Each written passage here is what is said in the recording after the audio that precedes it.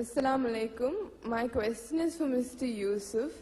I have a Christian friend and we always have discussions on Islam and Christianity, and whenever we have a discussion on the Bible, she always tells me that if you say the Bible has been changed by people and is not the exact true word, then how come I get so much of peace when I read the Bible? She says that when she reads it, she feels closer to God. How do I counter this question? Bismillah, alhamdulillah, wa salatu wa salam. I don't know if I'm in the right place to tell you this or not.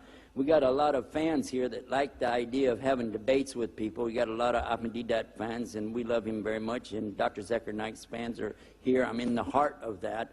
So what I say may not go over real well, but I have to tell you something. I'm not a big fan of debating with the people over the Bible. You can debate with them about a lot of things. What do you believe about God? I'm right here. Come on, let's debate all day long. But when you start to criticize the Bible, you got a problem. You got a real big problem, because the very beginning of this book right here, when it tells you, ذَلِكَ الْكِتَابُ لَا رَيْبَ فِيهِ, there's no doubt in this book, it's a source of hidayah for those that have taqwa for Allah.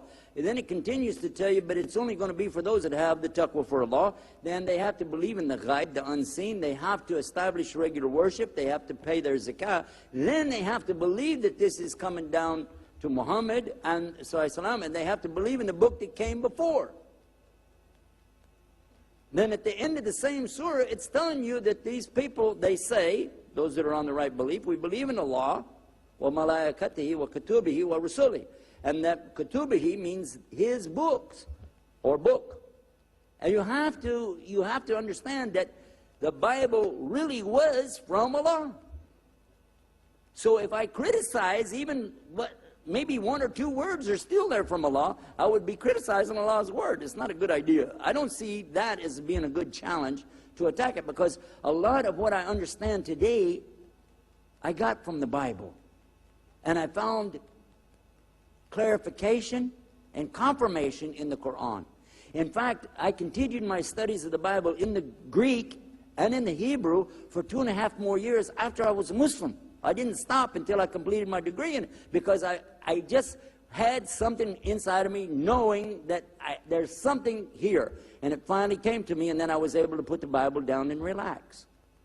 I found out there really is no contradiction in the Bible, except where it contradicts itself. Duh.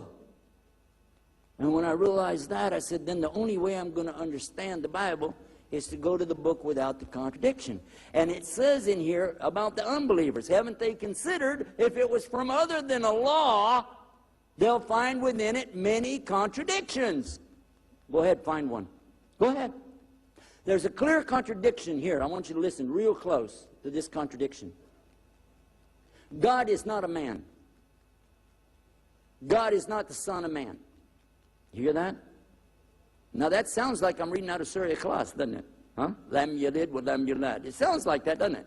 God is not a man, and God is not the son of man. That's in the Bible.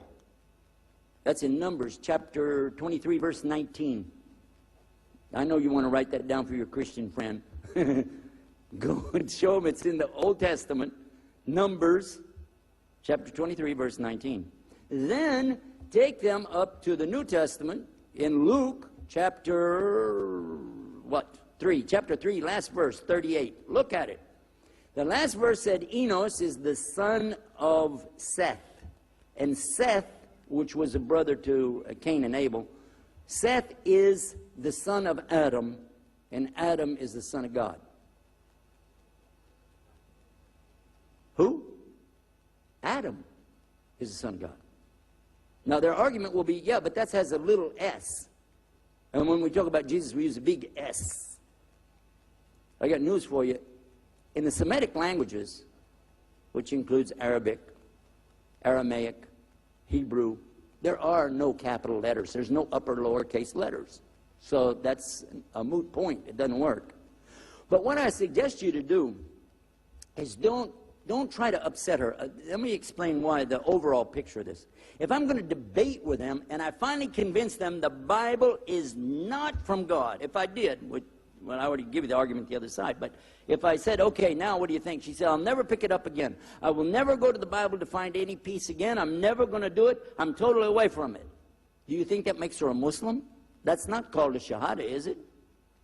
Is it? It sounded to me like she left something, but you didn't give her anything. So what I do is try to encourage them to read in the Quran. What do you think it is that she likes to read? I'll tell you what it probably is. She's probably reading Psalms. She could be reading out of Jeremiah. She could be reading Ecclesiastes. All of these have very good parables and teachings in there. Some are so much like the Sunnah of Muhammad sallallahu alaihi wasallam, you'd be surprised. The one in there about how do you worry about the speck in somebody else's eye when you have a log in your own eye is from the Sunnah as well as from the Bible. The one about the camel going through the door thing, again, the same thing. So a lot of the things, if you're going to criticize the Bible, you're criticizing the Quran and the Sunnah both. So I really encourage you to find what's good about what she says and encourage her to consider what Islam says, the same thing. The Bible says God is one. It says it real clear. So why do I want to argue with her about that? That wouldn't make sense. The example, chapter 12, verse 29 in Mark, they asked Jesus about, oh, good master, what's the greatest commandment?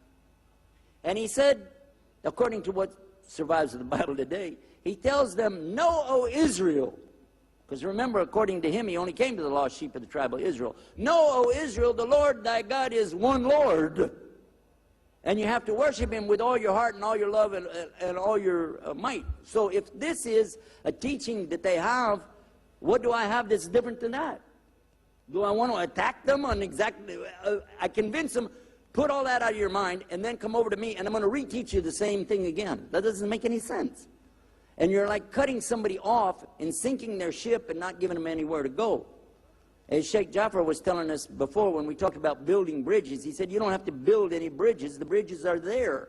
Just have to help the people clear the way to see that get on the bridge and come on over to Islam.